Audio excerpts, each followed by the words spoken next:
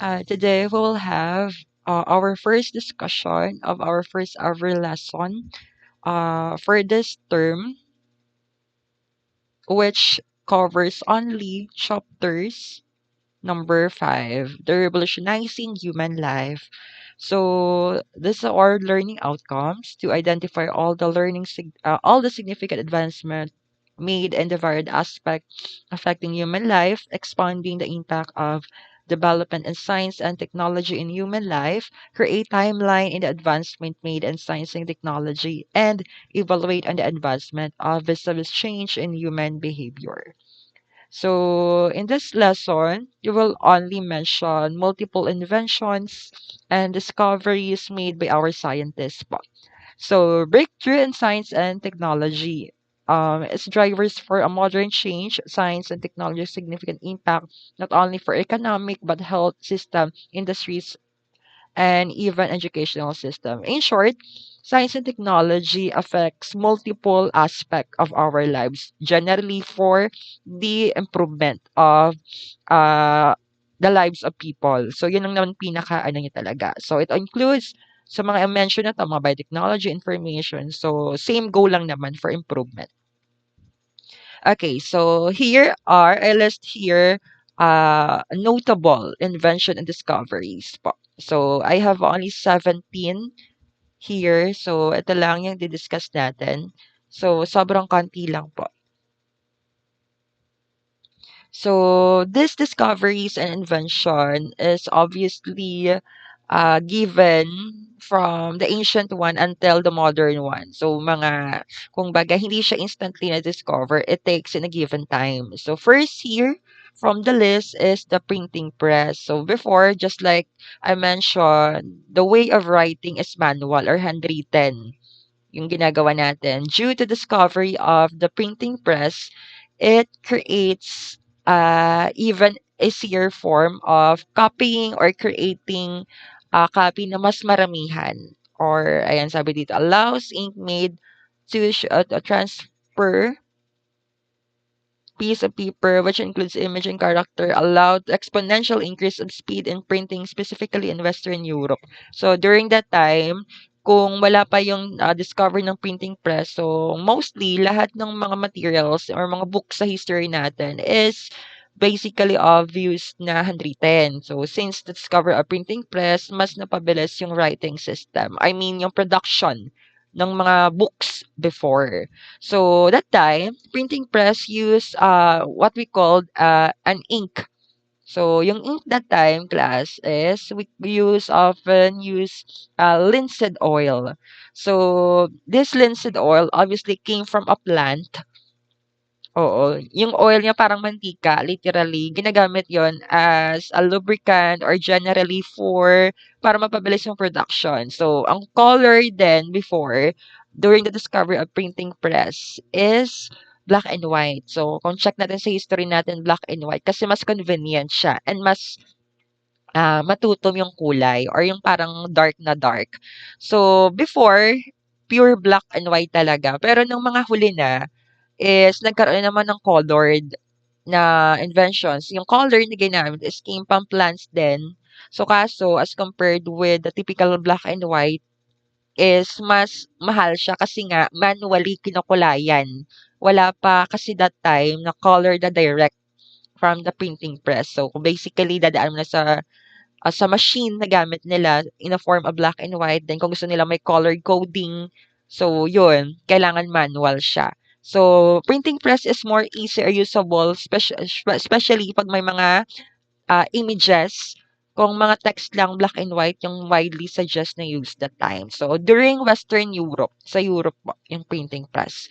So, that was discovered by German Johannes Gutenberg. So, ayun. Way back 1439. Okay, next tayo, electricity.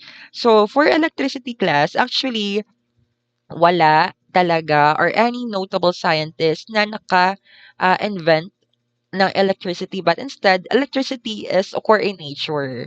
It is just that our scientists prove that electricity exists in nature. And sabi nga dito, this phenomenon drops developed from a largely for a 17th century. So basically, na-identify lang nila. ng madaming scientists to prove that electricity exists in nature. So, actually, class, electricity can be created everywhere as long as merong matter. Tayo sa planet Earth, we are made up of matter.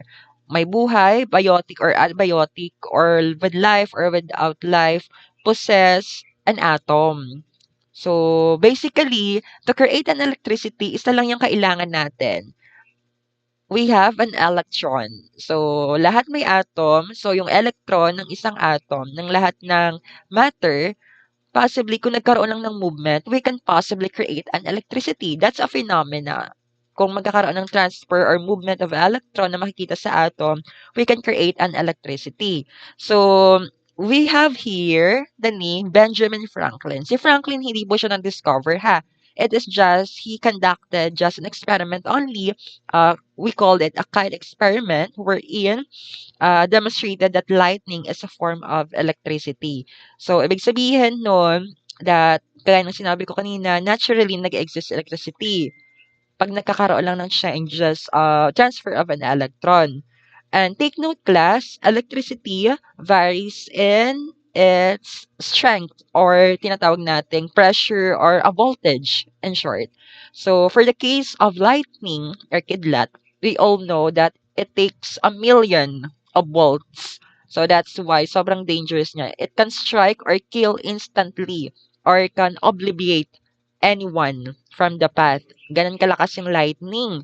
But here in our area, dito sa land, of course, we utilize multiple levels of voltage of an electricity. So, example, sa bahay natin, yung typical na kuryente natin, we have 220 volts. So, to power up yung mga TV natin. Ayan. So, nagva-vary. Every device that we have kasi nagva-vary kung ilang volts lang yung kayang gamitin. So, meron din tayo sa mga minimal na mga voltages like example sa cellphones. Mostly yung cellphones natin, 3 to 5 volts lang yung kailangan na electricity to power up that one. Of course, meron tayong sa mga battery. Yung mga battery na AA, AAA, ayan, around 1.5 volts. So, yun, yung ginagamit natin sa mga tawag dito. Remote control, ayan. So, again, nagva-vary siya. Again, electricity exists in nature as long as there is a movement of an electron. So, possibly, makakreate tayo ng electricity pa innate, naturally po. So next we have electric battery. So in connection to electricity, so electric battery is basically discovery na kung saan ginamit yung device to contain a specific amount of voltage lang. So, 'di ba, yun nga yung dahilan, every batteries is may kanya-kanyang volts. So, ito yung sa picture natin. Itong maliit na 'to, I guess this one is AAA na battery, 1.5 volts lang yung kayang ma-carry. So, nagma-matter 'yan. So, ito din for larger one, so mas mataas ang voltage. So, the device made for electrochemical cells and provides electricity to power electrical devices. Developed around 80s when people no continuous electricity supply. So, of course, to maintain, especially sa mga area na walang proper source of electricity. So they need alternatives to gain an electric power. So that's why na-discover na yung mga batteries. So Alessandro Volta was first to use zinc and silver disc when produce spark to operate device. So ito yung kay Volta. Ito yung unang experiment na ginawa niya. So that leads to discovery of electric battery. So yun po. Next is the STEM engines. So, STEM engines po is basically the first discovery or invention used during Industrial Revolution 1. So, siya yung pinaka-promoter to start the revolutionization, Industrial Revolution 1. Kung baga dyan yung nag-start yung pag-improve, especially sa transportation natin that time. From the word itself, steam, of course, we use water or yung pressure na ini-exert ng tubig pag pinapainitan natin. Engine, of course, to power up a specific machine. So that's the simple explanation of steam engine. So that was discovered or invented by James Watt way back 1763 to 1775. So the machine was came up our factories, train, and ship were significant during the Industrial Revolution. Specifically, again, one to have increased mobility and brought for the rise of cities and urbanization. So again, class, ito, system engine, again, ang pinaka-initial raw material na gagamitin natin dito, of course, water. So again, boil, kailangan steam mismo. Of course, in order to create na painitin yung tubig, kailangan natin ng source. So, kailangan natin ng ah flame, of course, kailangan natin ng coal, anything as long as mapainit natin yung tubig. So, that water or create that steam creates a pressure to the machine itself or doon sa piston ng machine. So, once that piston experience extreme pressure from the steam na init sa tubig, basically, that machines will move constantly. Nagkakaroon coming in short, it's come from a heat energy to form a mechanical energy. O ayan. Pag mechanical energy na siya, it could be to move that specific object. So yun po yung nangyari pag steam engine. May conversion from heat energy to mechanical energy. So again, ang pinaka main goal nila to improve the mobility that time. Industrial Revolution 1. Okay? Next, we have internal combustion engine. So, dito class, connected siya dito sa steam engine. But unlike here, internal combustion engine, mas better siya. Why? Hindi na kailangan ng mas malalaking machines to move or magkaroon ng mabilis na transportation kasi nga ang kailangan lang dito is fuel. So, usong-uso na dito yung mga diesel, yung nasa gaas na, diesel, petroleum as a source of energy na. So, basically, it's a small lang po. So, dito, invented by Etienne Lenoir, engineer in 1859, Nicholas Otto from Germany further enhanced their machine. So, of course, it takes time din siya na perfect yung machine na to. It allows the conversion of chemical energy into mechanical energy. So, as you can see kanina sa atin, sa steam engine, we use heat to create mechanical energy. But here, we use chemical energy into mechanical energy. So, again, yung tinutukoy natin na chemical energy is that the oil itself or yung mga diesel na nga, yung mga chemicals na. So, alam naman natin, once the chemical experience a specific heat or nakakain or kung baga maka-experience ng heat itself, it could create an energy and that energy can create a pressure and that pressure enables to move a piston or ginagamit natin to move specific objects. So, that's why nako-convert na siya into mechanical energy. Pag sinabi kasi nating mechanical energy class, it's an energy that is potentially or in motion or basically or potentially able to move specific object. So example, yung bola nilagay ko sa mataas na area, may mechanical energy na siya kasi pwede siyang potentially na mahulog. Then, pag hinulog ko na yon, may energy din siya, mechanical energy din siya. Kasi nga, under mechanical energy, nahahati siya sa dalawa pa. We have the potential and kinetic. So, yun po. Mechanical energy yung pinaka-general na tawag sa kanya. So, again, ito yung ginagamit natin sa modern vehicles. So, of course, from the past, nagkaroon din ng mga tawag dito, improvement pa lalo to perfect that one. So, run automobiles and even aircraft. Yes. Next, we have the telegraph. So, dito, telegraph, of course, for communication. This one was developed by Samuel Morse. So, nasa pangalan niya pa lang, Morse. Ibig sabihin, we use here a Morse code. So, pag sinabi po natin Morse code, ito po siya. Ito yung example natin ng Morse code. So, bawat guhit na to, equivalent niya is letter. So, yun po yun. To send a message from one area to another. Example, nag-send ako ng message during that time, example, dito sa Pilipinas to abroad, pwedeng gumamit ako ng Morse code. So, nag-encode ako ng message. Then, in the form of Morse code, they able to travel from in a wired form, in a wire, kasi di ba alam naman natin, puwede siya mag-travel in a wire area, yung mismong Morse code. Then 'pag na-receive na ng sinendan ko dun sa abroad, in a form of message na siya. 'Pag na-receive na ng kakilala ko dun sa abroad, then na-receive niya na yung message, hindi na telegraph ang tawag sa kanya, telegram na, yun. Again, 'pag yung message itself, it's a telegram, but the device itself used is a telegraph, connected yung dalawa.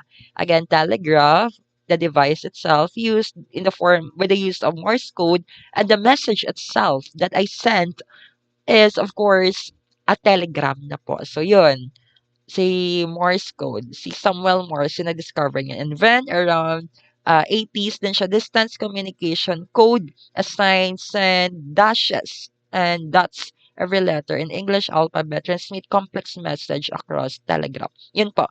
Pag yung message na na-receive, telegram na. Pag yung code pa lang or the device itself, telegraph po. Yun, connected siya. Okay, next we have the telephone. So, connection to telephone is, ang pinagkaiba niya lang, it allows to transfer with the use of voice transmission. Ayan, voice transmission. So, unlike kasi sa telegraph, text lang talaga siya. So, for telegram, kasi may voice itself, pwede na siya. That was invented by Alexander Graham Bell. So, ito yung pinakaunang itsura ng telephone. So Bell called the first telephone an electrical speech machine. This device greatly helped the conduction of business operation and facilitated better communication. So dito kasi, mostly dito sa telegraph, madaming mga barriers na possible na ma-encounter. Maybe mali yung pagkaka-interpret ng message. So that's the problem. So it could be for telephone, since voice nga siya, so mas convenient and sa tingin natin mas better siya. Yun, telephone. Next is the area of medicine naman tayo, vaccination. So, for this case class is that vaccination is necessary. So, sample small facts. Small facts class, actually, aside sa COVID-19, smallpox is also pandemic during the previous sa history natin. Isa siya sa mga disease nag-spread from one nation to another or kumbaga malaki yung na-cover niya sa globe natin. Smallpox, that's a disease. So, wherein later on na-discover na yung vaccine, wherein Edward Jenner developed the first vaccine against smallpox. So, again, sobrang problema kasi yan kaya naging pandemic nga siya. Kagaya sa COVID-19, it takes time din na ma-discover yung vaccine. So, first develop vaccine po, smallpox. Si Louis Pasteur naman, siya yung nag-improve ng practice and development of vaccine. So, Pasteur, kahit saan yan, andiyan siya. Mas sikat siya sa tinatawag nating process na called pasteurization. So, ibig sabihin, vaccine, ng pinakaunang vaccine before, hindi pa siya super duper perfect. So, si Louis Pasteur, mas in-improve niya pa kung paano mapapabilis or paano yung other ways to develop a vaccine with the use of pasteurization. Pag sinabi pa nating pasteurization, in simple term, simply use of mild heating or pinapainitan po yung specific na device. Example, beaker. Yung beaker po yung tinatawag natin yung sa laboratory. Pag pinainitan natin, we use mild heating. We utilize pasteurization. Ang purpose kasi ni pasteurization is to kill microscopic organism kasi may mga bacteria or other viruses po na kayang patayin ng mild heating. So, si Pasteur, yung naging sikat dyan. Yun po. He is popular in known as the father of immunology. So, yun. Next is automobile. So, in this case class, automobile, of course, ibig sabihin nito, in application of internal combustions and engines. So, we have these devices na bagong na-discover na. So, kung baga, mas mapabilis na, kagaya ng automobile. Carl Benz in 1885 created the first practical motor car often developed by a gasoline powder to strike piston. So, ito yan kanina. Application siya kanina ng combustion. So, two-stroke piston engine. So, mas better na yung application here. So the manufacturing on motor vehicle did not only change on human travel, internal, okay. So yun po. That's more on conveniency na nangyari dito. Next is airplane. So similar to kanina, most of our airplanes that time was used, gumagamit din sila ng chemicals or mga oil-based or combustion yung form. So, gamit na gamit siya until now pa naman. So, before, as you could remember, the first airplane was obviously connected to the first design developed by previous discussion natin, si Van Gogh. Van Gogh ba yun? Si Van Gogh, I guess. Yung, flying machine, 'di ba, yung drawing niya, basically hindi pa na-put into life. So, in this case, yung idea niya, of course, naging basis to create the modern airplane. So, pero hindi pa naman 'to, ito yung pinakaunang airplane pa, yung unang gawa ni na Wilbur and Orville brothers.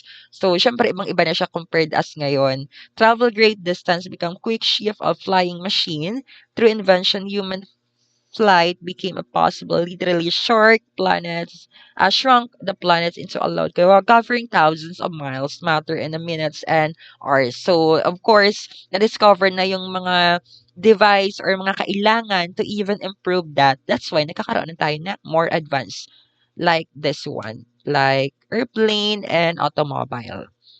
So, penicillin. So, penicillin, part naman siya sa medisina, kagaya ng kanina sa vaccination.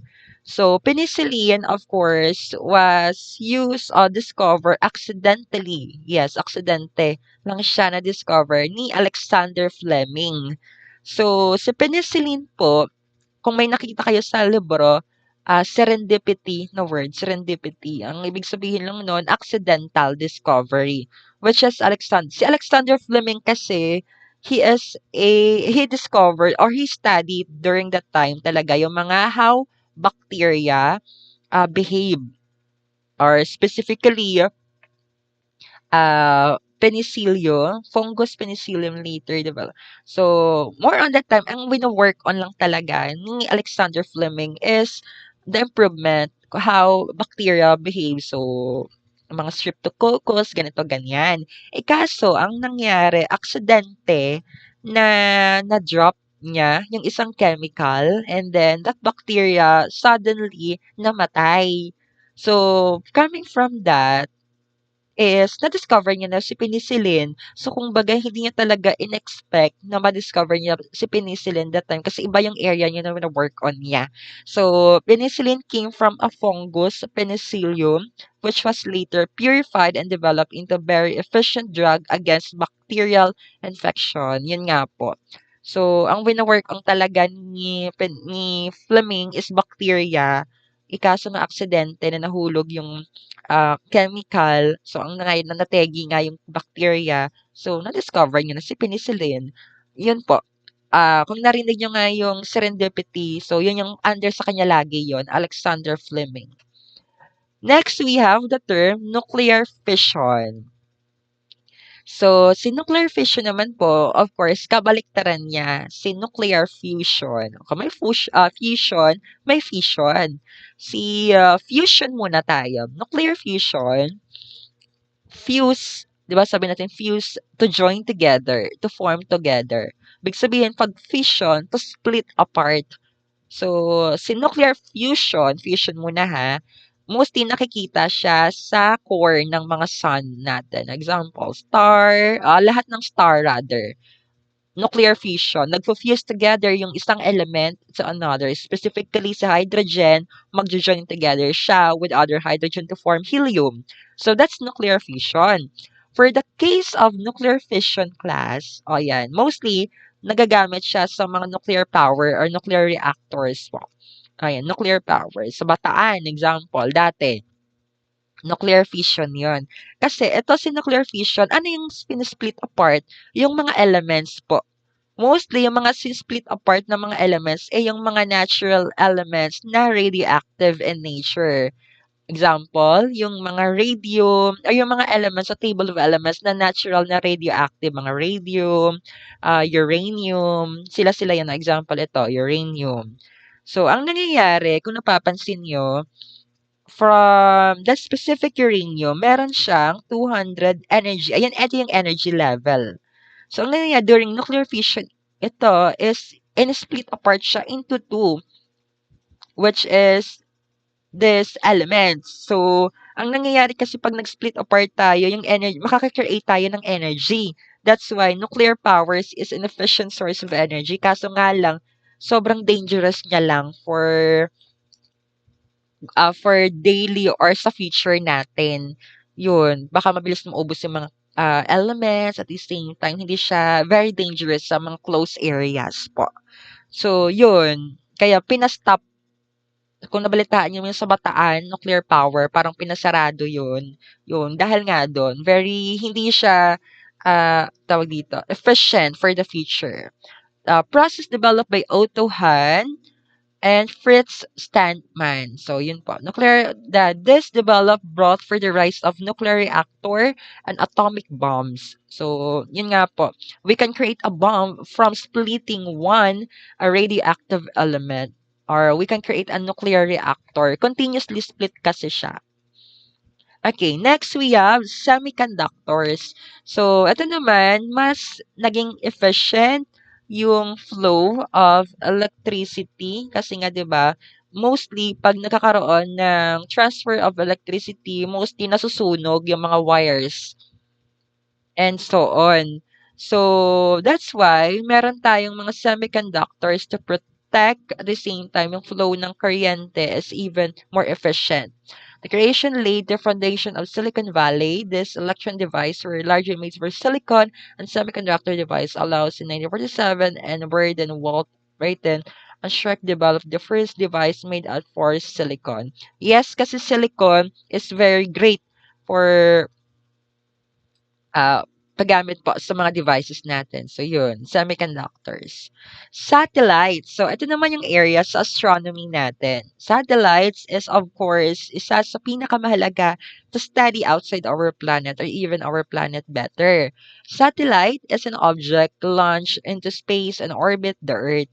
So, again, take note class, lahat na naka-orbit sa planets or specific planet is we called it a satellite. Our moon itself is considered as a natural satellite. The satellite or yung mga nila-launch natin sa space, we call it an artificial satellite as long as naka-orbit sa planet natin. So, of course, the first satellite, artificial satellite that we sent in our space was Sputnik. Was considered the first artificial satellite lifted in October 1957. 19, oo, 90s pa siya. Satellite technology allows instant communication in almost of areas of the planet. So yes po. So with the help of our satellites, we're able to send message even better. Actually, yung mga Google, mga GPS natin, global positioning system, gumagamit tayo ng satellite. Yung sa cellphone natin, 'di ba, mga Android, to identify specific location kung nasaan ka na sa mundo, gano'n, ganyan. So, gumagamit po siya ng satellite or ayan, example nito. Signal sa radio, mobile devices, yes, sa internet po, ginagamit din siya. A power that can pinpoint location or GPS, meron 'to sa mga Android before to pinpoint kung saan makikita yung device mo ngayon. Ayan, very usable siya. Next, we have personal computer. So, dito po is way back that time, yung computer pa is makapal yung likod. I'm not sure kung nakita niyo na siya. Pero computer po before, hindi siya flat screen. It's basically sobrang kapal niya kasi nga hindi pa fully developed. Integrated computer system, way back 1968, 1970. So, mas old siya. Featured the machine greatly expand the human capabilities and 1983, this person computer were used to office work. Pioneer, but Apple, Microsoft, and IBM have been refined application and capacity of this machine. So, of course, alam naman natin, yung computer able to, diba, or convert hard or complex datas into even as easier one. So, ang gamit na gamit or sikat talaga sa atin even dito sa Pilipinas before is the Microsoft one. Even now po. Next is the internet or internet, yung iba. So, of course, internet, we use the World Wide Web or yung kung nakikita niyo 'pag nag-browse kayo sa internet, we use www.chuchu or may simula pa 'yan, HTTP or Hypertext Transfer Protocol, www dot mga ganito, ganyan. So, 'yan yung code mismo na ginagamit to connect to the internet with the use of specific device. So before computer lang, but lately we use smartphones to connect with the internet po. So when we are using an internet, we use fiber optics way back that 1956. So may idea na about the internet. So ang nangyari lang, continuously nag-i-improve lang yung internet in terms with its conveniency and its speed po. So yun, alam naman natin that sa internet, kaya natin makita lahat whatever we want as long as alam natin kung paano at saan tayo magse-search. Mostly gamit natin is the Google. So, yes, meron pa tayong mga search engines na tinatawag, mga Bing.com, mga ganun so on. Pero si Google talaga yung pinaka gamit na gamit. I think dito lang sa Pinas. Okay, next tayo is the last one, of course, familiar na kayo dito kay AI or artificial intelligence. So, as you can see, nalagay ko na yung dalawa dito, si ChatGPT and si Gemini. So, we all know that artificial intelligence is a simulation of human intelligence machine. But, of course, again, with the help of artificial intelligence, ang pinaka-initial na kailangan lang nila is our prompts or yung parang signal to start them to process specific information. So, yun po. Pero dangerous siya pag nagkaroon ng consciousness yung AI. So, yun. But AI able to analyze specific information in even speed na mas mabilis sa atin. So, yun po. That's why, depende din kung gaano ka-advanced yung AI. That's why, meron tayong mga OpenAI, GPT 5.2, Google Gemini, and Anthropic's Claude. Dinamay ko na dito yung mga example or widely used na AI na advanced lang ngayon. GPT, Fiverr, ChatGPT, ayan. So, basically si ChatGPT, meron mga binabayaran kasi nga naman, yung free kasi mabagal, limited lang yung information na ginagather. 'Pag dito sa 5.2, ito yung pinaka-advanced na version ng GPT, kaya niya ng mag-analyze ng information with precision, yun.